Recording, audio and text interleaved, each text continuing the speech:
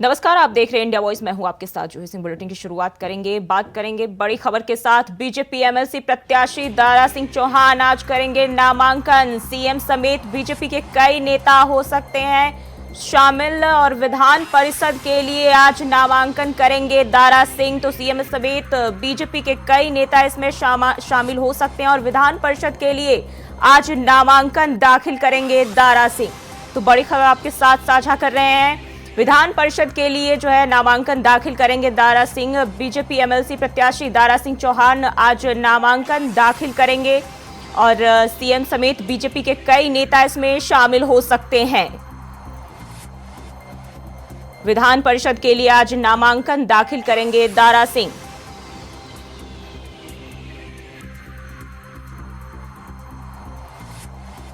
BJP MLC प्रत्याशी दारा सिंह चौहान आज नामांकन दाखिल करेंगे। सीएम समेत बीजेपी के कई नेता इस दौरान उनके साथ शामिल हो सकते हैं।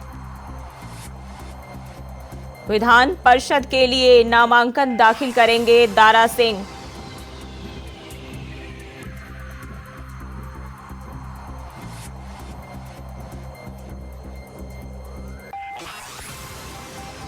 तो बीजेपी एमएलसी प्रत्याशी दारा सिंह चौहान आज नामांकन दाखिल कर सकते हैं और उनके साथ मुख्यमंत्री समेत बीजेपी के कई नेता इस दौरान शामिल हो सकते हैं। विधान परिषद के लिए नामांकन दाखिल कर सकते हैं दारा सिंह। तो बीजेपी ने अपना एक बार फिर से उन्हें प्रत्याशी घोषित किया है और एक बार फिर से वह अपना नामांकन दाखिल कर सकते हैं। बीजेपी एमएलसी प्रत्याशी दारा सिंह चौहान आज नामांकन दाखिल कर सकते हैं। तो बड़ी खबर आपके साथ साझा करते हैं। मुख्यमंत्री समेत बीजेपी के कई नेता इस दौरान उनके साथ शामिल हो सकते हैं। आज दारा सिंह अपना नामांकन दाखिल कर सकते हैं विधान परिषद के लिए।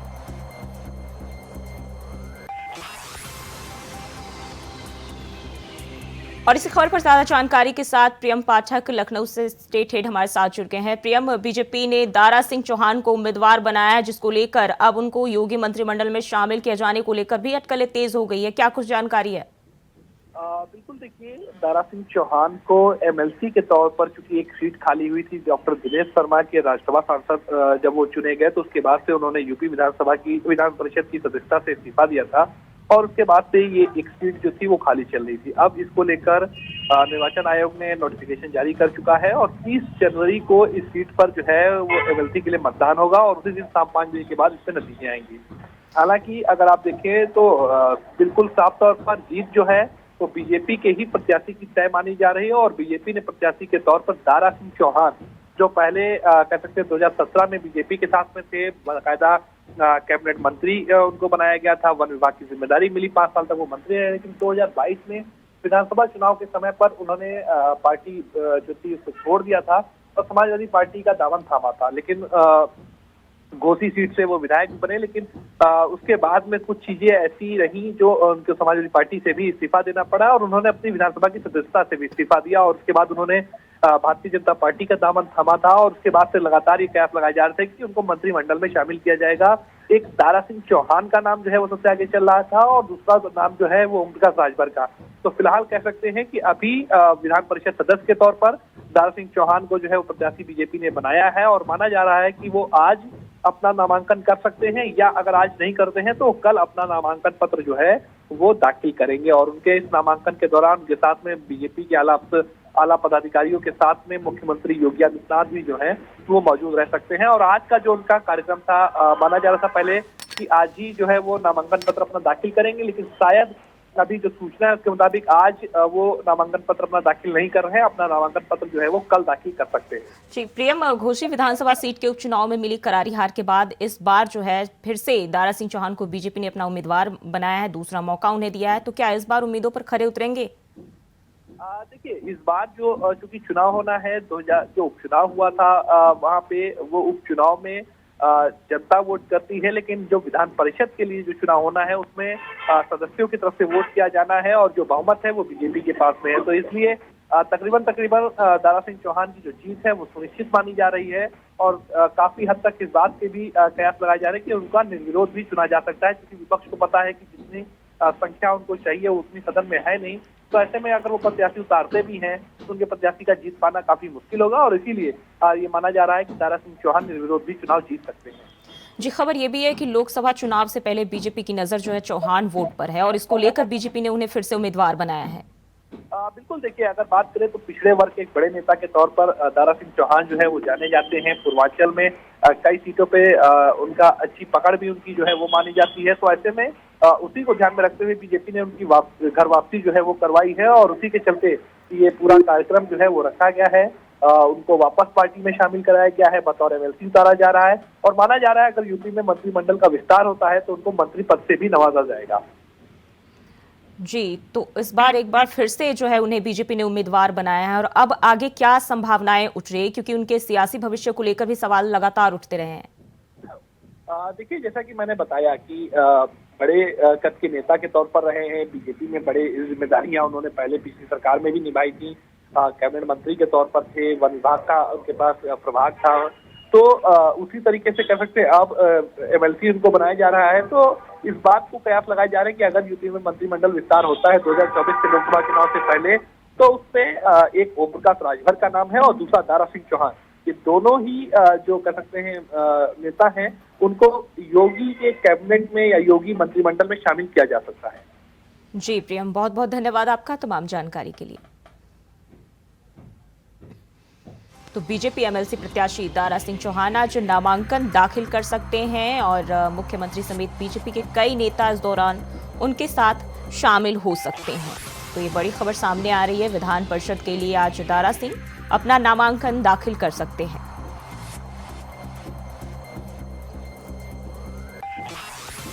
बीजेपी ने दोबारा से उन्हें मौका दिया है और इस बार फिर से वो आज नामांकन दाखिल कर सकते हैं, जहां मुख्यमंत्री समेत कई नेता जो बीजेपी के नेता हैं वो इस दौरान उनके साथ शामिल हो सकते हैं। तो विधान परिषद के लिए आज दारा सिंह अपना नामांकन दाखिल कर सकते हैं।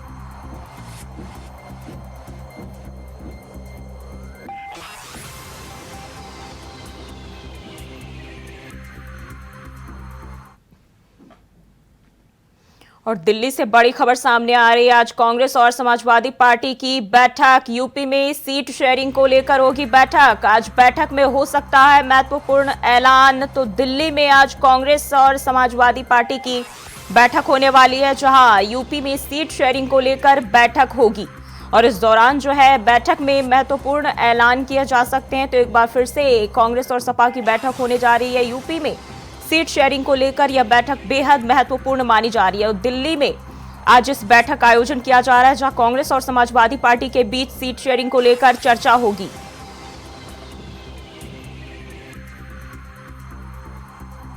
तो दिल्ली से बड़ी खबर सामने आ रही है।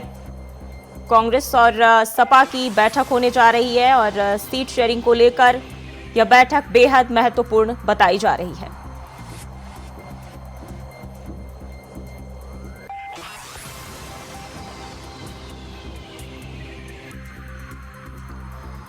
तो आज इस बैठक में बहुत महत्वपूर्ण ऐलान भी किए जा सकते हैं और कांग्रेस और समाजवादी पार्टी के बीच आज बैठक होने वाले हैं, जिसमें दोनों पार्टियों के कई नेता भी शामिल होंगे और कांग्रेस नेता के यहाँ इस बैठक का आयोजन किया गया है, जिसमें यूपी में सीट शेयरिंग को लेकर आज एक बार फिर से बैठक होने जा रही है।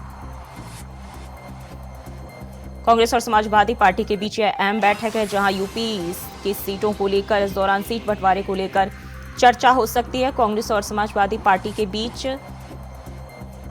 तो दिल्ली में इस बैठक का आयोजन किया जा रहा है, जहां दोनों दलों के नेता जो है शामिल हो सकते हैं।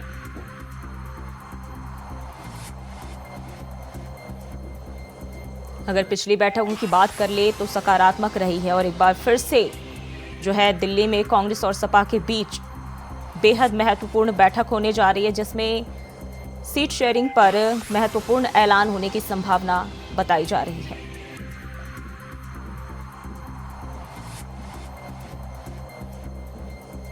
तो हम जानकारी दिल्ली से आपके साथ साझा कर रहे हैं। आज कांग्रेस और समाजवादी पार्टी के बीच बैठक होने जा रही है।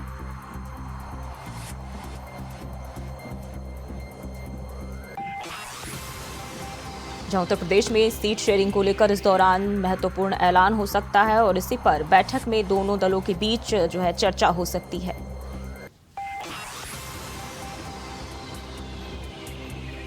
तो आज कांग्रेस और समाजवादी पार्टी की अहम बैठक होने जा रही है दिल्ली में। यूपी में सीट शेयरिंग को लेकर यह बैठक काफी अहम मानी जा रही है और बताया जा रहा है कि बैठक में महत्वपूर्ण ऐलान भी किए जा सकते हैं।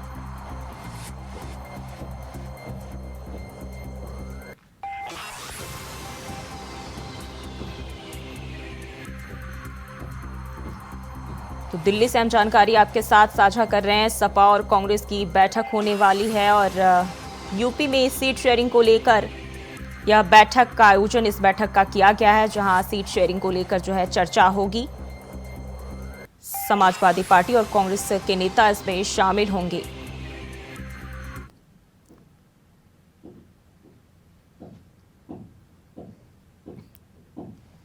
और इसी खबर पर ज्यादा जानकारी के साथ अजीत हमारे साथ जुड़ गए हैं। अजीत, कब से ये बैठक शुरू होनी है, कौन कौन से नेता इसमें शामिल हो सकते हैं? देखिए जी, बताना चाहूंगा, इंडिया गठबंधन को जो लगातार जो बैठक का जो दौर है वो जारी है। लोकसभा चुनाव को लेकर के जिस तरीके से सीट शेयरिंग को लेकर के लगातार जो असमंजस की स्थिति बनी हुई है, उस पर बताया जा रहा है कि आज समाजवादी पार्टी और कांग्रेस के बीच बैठक होनी है और उत्तर प्रदेश में होने वाली सीट शेयरिंग को लेकर के इस बैठक में चर्चा की जानी है। हालांकि अभी तक जो इसमें अगर मैं बात करूं, ना तो समाजवादी पार्टी की तरफ से ना कांग्रेस की तरफ से कोई आधिकारिक बयान आया है, लेकिन बताया यह जा रहा है कि तकरीबन 4 बजे के बाद ये बैठक होगी, जिसमें अगर कांग्रेस की तरफ से अगर मैं बात करूं तो ये मुकुल वासनिक जो कांग्रेस के नेता हैं उनके घर पर ये बैठक होगी और कांग्रेस की तरफ से मुकुल वासनिक के अलावा राजस्थान के पूर्व मुख्यमंत्री अशोक गहलोत, ओम प्रकाश, ऐसे तमाम जो नेता हैं वो इस बैठक में शामिल होंगे। और लोकसभा चुनाव के मद्देनजर यूपी में जो सीट शेयरिंग को लेकर के इसमें चर्चा होनी है। जी, खबर ये भी है कि कांग्रेस जो है यूपी में 23 सीटें चाहती है, जबकि सपा ने जो इसको लेकर 58 सीटों की लिस्ट जो है तैयार की है।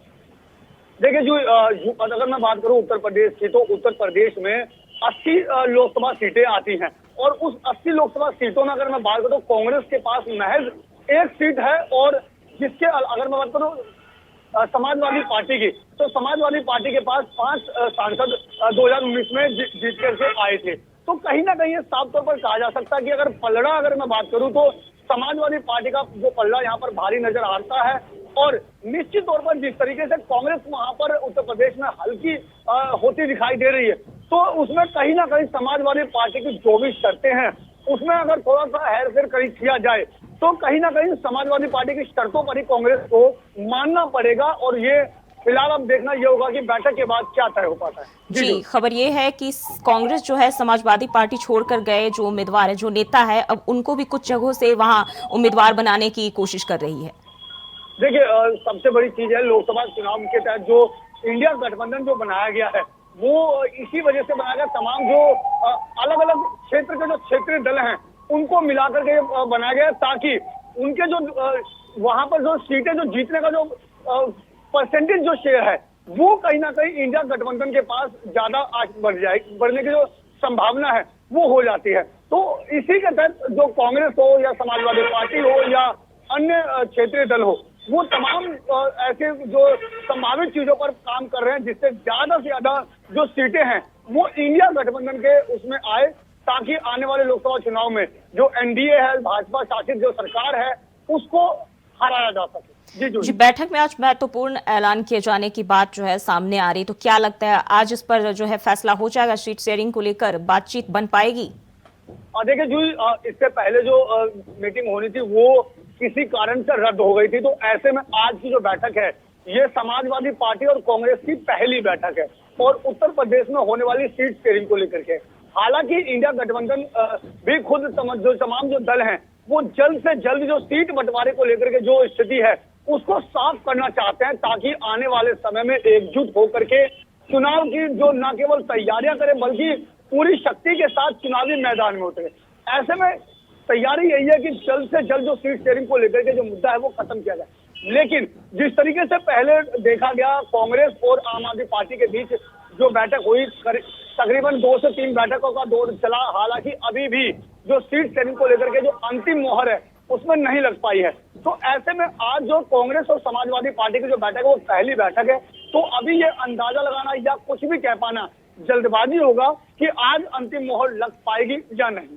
जी अजीत, अगर हम बात करें बसपा की तो मायावती ने हाल ही में साफ कर दिया है, उन्होंने अपना स्टैंड क्लियर कर दिया है कि हम जो है लोकसभा चुनाव में अकेले ही चुनाव लड़ेंगे। तो क्या अब सपा और कांग्रेस की जो है नोक झोंक खत्म हो सकती है? निश्चित तौर पर जो ही बताना चाहूंगा, जिस तरीके से, क्योंकि पहले जो इंडिया गठबंधन में बीएसपी को भी लाने की जो तमाम जो कोशिशें हैं वो की जा रही थी, ताकि जो बीएसपी का जो वोट कैडर है उसका भी फायदा इंडिया गठबंधन को मिल सके और आने वाले समय में जो एनडीए को हराने में काफी हद तक जो उनकी जो वोट शेयरिंग है वो काम आ सकते। हालांकि बीते दिनों जिस तरीके से प्रेस कॉन्फ्रेंस करके खुद मायावती ने साफ तौर पर कर दिया कि वो अकेले अपने दम पर चुनाव लड़ेंगी, ना तो वो एनडीए का हिस्सा बनेंगी और ना ही वो इंडिया गठबंधन का हिस्सा बनेगी। तो कहीं ना कहीं कहा जा सकता है कि जो सीट का जो लेकर के जो टिकट का जो वोट परसेंटेज है वो जरूर डिवाइड होने की संभावना है, लेकिन सीट शेयरिंग को लेकर के कहीं ना कहीं इसका जो फायदा है वो समाजवादी पार्टी और कांग्रेस को ही होने वाला। जी अजीत, बहुत बहुत धन्यवाद आपका तमाम जानकारी के लिए। और बात करेंगे अगली खबर की। 22 जनवरी को रामलला की प्राण प्रतिष्ठा के लिए हर राम भक्त किसी न किसी रूप में अपने रामलला के लिए कुछ करना चाह रहा है। खरमास खत्म होने के साथ ही 16 जनवरी से रामलला के नवनिर्मित विग्रह को नवनिर्मित भवन में प्राण प्रतिष्ठित करने के लिए अनुष्ठान शुरू हो जाएंगे। उससे पहले ही देश के कोने कोने से राम भक्त कुछ न कुछ अपने रामलला को समर्पित करने के लिए लगातार अयोध्या पहुंच रहे हैं। इसी कड़ी में इंडिया वॉइस की टीम उस जगह पहुंची जहां वो खास लड्डू बनाए जा रहे हैं जो 22 जनवरी यानी कि प्राण प्रतिष्ठा के दिन रामलला को भोग लगाए जाएंगे। हंस देवराहा बाबा ट्रस्ट की ओर से ये प्रसाद 1111 मन लड्डू प्राण प्रतिष्ठा के दिन भोग लगेंगे, जिसको शुद्धता के साथ शुद्ध देसी घी में बेसन के लड्डू तैयार किए जा रहे हैं और चांदी की थाल में 22 जनवरी को रामलला को यही लड्डू भोग लगाया जाएगा।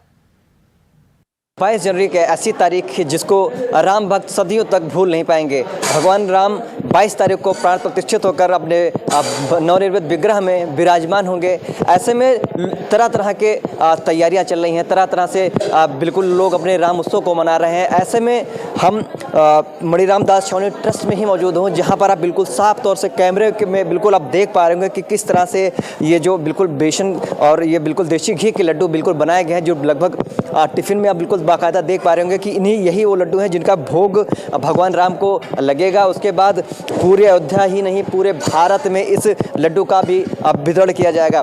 हमारे साथ बात करने के लिए हंस देवराहा बाबा के शिष्य हमारे साथ मौजूद हैं। इन्हीं से हम जानेंगे कि कितने प्रकार के कितने कुंटल लड्डू का यहाँ पर भोग लगाया जाएगा, बनाया जा रहा है, किन किन सामग्रियों का उसमें प्रवेश किया गया है। सर, सबसे पहले आपका इंडिया वॉइस टीवी चैनल पर स्वागत है सर। Thank you sir.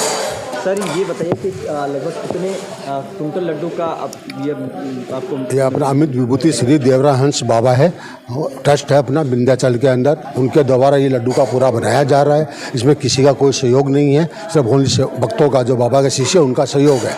न विश्व हिंदू परिषद का है, न RSS वालों का है, न कोई छोटी छावनी का अपना, न किसी गवर्नमेंट वगैरह का। इसके अंदर ये पूरा ट्रस्ट द्वारा बनाया जा रहा है। शुद्ध देसी गाय के घी में बनाया जा रहा है। उसके अंदर शुद्ध बेसन अपने आँख के सामने पिसाया हुआ है, चीनी अपने आँख के सामने पिसवाई हुई है। इसके अंदर 5 चांदी के थाल रहेंगे हमारे पास में, वो अपना जो गर्भगृह के अंदर भोग लगेगा। इसमें माननीय श्री नरेंद्र मोदी जी लगाएंगे, एक अपने RSS संचालक श्री मोहन भागवत जी लेंगे, एक आनंदीबेन पटेल लेगी अपने, एक योगी आदित्यनाथ जी लेंगे, एक अपने पुजारी जी लेंगे। इसे 5 थाल से गर्भगृह में भोग लगेगा। जितने भी विशिष्ट VIP लोग आएंगे, VVIP लोग आएंगे, वो सब उसके अंदर से उसमें सबको भोग ये दिया जाएगा। उसके लिए अपना एक झोला रहेगा, एक बुक रहेगी अपनी, ये झोला रहेगा, उसमें 11 लड्डू का टिप्पण रहेगा, कैलेंडर रहेगा, बाबा की छवि, राम जो वाणी दी है भगवान ने अपने देवरांश बाबा ने, वो इसमें रहेगी अपनी। हमारे इंडिया वॉइस के जो भी दर्शक हैं, इनको आप भगवान जो कि आप भगवान के रूप में पूछते थे हंस देवरा बाबा को, उनके बारे में थोड़ी सी लगभग 2 मिनट की कोई कहानी हो थोड़ी सी बता दीजिए। देवरहंस बाबा अपने ऐसे सदगुरुदेव भगवान है अपने, जिसको हम भगवान के बराबर पूछते हैं। राधा रानी का पूरा अपने बातचीत होती है उनकी। उन्होंने हनुमान जी की अपनी वाणी के द्वारा हनुमान जी प्रेरित किया गया था। उनको सुप्रीम कोर्ट का आदेश होने वाला था, आना था, उसका अपना फैसला आने वाला था। उस टाइम पे बाबा ने हनुमान जी को शक्ति द्वारा अपनी वाणी के द्वारा उनके पास भेजा गया और जजों का दिमाग चेंज कर दिया। डरता ये तुम्हारा नहीं है भाई, ये हम करवा रहे हैं फैसला आपने। तो बाबा की कृपा से हनुमान जी बैठे। जो आदमी सोचता है कि मैंने फैसला दिया है या मेरी गवाही से फैसला हुआ, ये सब झूठ है। ये बाबा ने जो दिया था आदेश, इसके अंदर जो बोला था हनुमान जी को भेज के, उन्होंने डांट के इसमें अपने बुक में भी इसमें लिखा हुआ है क्लियर कि बाबा जी ने लोगों को अनेकों बार बताया था कि श्री हनुमान जी ने सुप्रीम कोर्ट के न्यायाधीशों को डांट कर बोला है कि इस कार्य को शीघ्र पूरा करना है और सारी भूमि भगवान राम की है, उन्हीं को अर्पित करनी है और यह सारा कार्य सर्वसम्मति और पूर्ण शांति के साथ होना है चाहिए। और इसके हनुमान जी के अपने आदेश से जगत में रहकर शासकों के अचेतन मन में प्राप्त करते हैं और जीवित माँ उनको करने के लिए बाध्य होती है। यह जान नहीं पाती है कि उनका कोई भी निर्णय उसका अपना नहीं है, बल्कि हनुमान जी के द्वारा की आध्यात्मिक शक्ति के द्वारा ये कार्य उनके अचेतन अंतर्मन में बैठकर कराया गया है। इससे मनुष्य अपने द्वारा लिए गए निर्णय को अपना मान लेते हैं, पर ये नहीं जान पाते कि ये उनका निर्णय नहीं है, क्योंकि भगवान श्री कृष्ण ये सारे कार्यों को करने वाले हैं और मनुष्य अपना कुछ नहीं करता है। उनका निर्णय कुछ नहीं करता है, केवल ये करता है कि उन्होंने भगवान करवाते हैं। इसके बाद में जो दूसरा सुप्रीम कोर्ट के अंदर गुनिश पिटीशन भी पार्टी द्वारा भी सुप्रीम कोर्ट में हुआ था। हमारे दर्शकों को एक बार और बता दिए कि हंस देवराहा बाबा के ट्रस्ट द्वारा जब प्रधानमंत्री मोदी आए थे भूमि पूजन के, तब भी आप लोगों ने भोग लगवाए थे। 151 लड्डू का भोग इस टाइम पे भी लगा था हमारा। 151 लड्डू का उस टाइम भोग लगा था। अभी अपना 1111 मन लड्डू का भोग लग रहा है। इसमें शुद्ध देसी गाय का घी है, शुद्ध बेसन आंखों के सामने पिसाया हुआ है, अपना शुद्ध चीनी का बुरा अपने आंखों के सामने बनवाया गया है। उसमें कांजू है, इलायची है, केसर है इसके अंदर से। उसके बाद रिव्यू आया था गुनिश का पार्टीशन का, उसके अंदर से तो भगवान ने उसने वाणी दी थी सबको, यहाँ पे अपनी वाणी से उनको भी रिव्यू को बातों बात खत्म करवा दिया गया था। तो ये रहे हंस देवराहा बाबा के शिष्य, जिनका साफ तौर पर कहना है कि जो मेरे भगवान थे, आराध्य थे, वो मेरे हंस देवराहा बाबा, जो कि भगवान के रूप में पूजे जाते थे। आप साफ तौर पर पीछे देख पा रहे होंगे कि किस तरह से लड्डू को बिल्कुल बनाया जा रहा है। यहाँ जो भी कारीगर है बिल्कुल अपने हाथों से भगवान के लिए भोग लगाने के लिए बिल्कुल भगवान लड्डू बनाया जा रहा है। बिल्कुल आप साफ तौर पर देख पा रहे होंगे कि कितनी मात्रा में लड्डू बन रहे हैं। टिफ़िन को भी सब सजाया गया है। बिल्कुल आप देख पा रहे होंगे कि किस तरह से बड़े बड़े कढ़ाइयों में बिल्कुल बनाया जा रहा है। बेसन डाला गया है, बेसन को उसके बाद चीनी डाले गए हैं, तमाम तरह के देसी घी। आपको बता दें इस लड्डू की खासियत के बारे में बता दें तो केवल शुद्ध देसी घी और शुद्ध बेसन के साथ ही बनाया जा रहा है। इसमें बिल्कुल पानी का भी थोड़ा सा भी मेल नहीं है। इंडिया वॉइस के लिए अयोध्या से अभिनव सिंह। और लखनऊ चलते सीधे, जहां मुख्यमंत्री योगी आदित्यनाथ लाइव हैं। जो बात मैंने गुरुद्वारे की हजूरी में आज से 6 साल पहले कही थी कि नामुमकिन को मुमकिन बनाने को हुनर रखते हैं। आपने देखा कि किस तरीके से ये राम मंदिर जो हमारे लिए बड़ी गर्व की बात है, बहुत ही गर्व की बात है। राम मंदिर जो सदियों से 500 साल से कई सरकारें आई, तो लखनऊ से ये तस्वीरें आपके साथ साझा कर रहे हैं, जहां मुख्यमंत्री योगी आदित्यनाथ को आप लाइव देख पा रहे हैं। गुरु गोविंद सिंह का प्रकाश पर्व कार्यक्रम का आयोजन किया गया है, जहां सीएम योगी पहुंचे हैं।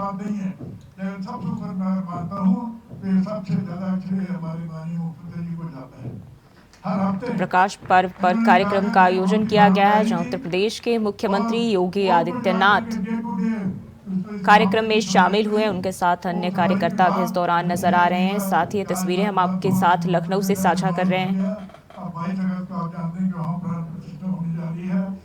लेकिन मैं एक बात जरूर कहूँगा, तब मैंने बात कही थी माननीय मुख्यमंत्री जी, आपके साथ तमाम सारे नौजवान बच्चे जुड़े हुए हैं। गुरु गोविंद सिंह का प्रकाश पर्व मनाया। लेकिन आप ध्यान रखिए, अपने बच्चों के साथ जोड़ के रखिए। इन्होंने मेरी बात मानते ही जाकर के दूसरे दिन सरदार परविंदर सिंह जो अल्पसंख्यक आयोग के मेंबर हैं, इनको जाके बुलाया और 6 बच्चों के तरफ भी ध्यान दिया। तो मैं इसके लिए भी माननीय मुख्यमंत्री जी का बहुत बहुत आभार व्यक्त करना चाहूँगा। मैं एक बात और कहूँ कि ये खालसा इंटर कॉलेज के जो बच्चे सामने बैठे हैं, ये 6 मेडल लेकर के आए हैं। नेशनल गेम्स में 6 मेडल। प्रेरणा किसकी थी? प्रेरणा केवल और केवल माननीय मुख्यमंत्री की थी। अब इन बच्चों को पता है कि हम गोल्ड मेडल दे देंगे। लखनऊ से भी आप मुख्यमंत्री योगी आदित्यनाथ को देख रहे थे। और फिलहाल के लिए इस बुलेटिन में इतना ही। खबरों के लिए बने रहिए इंडिया वॉइस के साथ।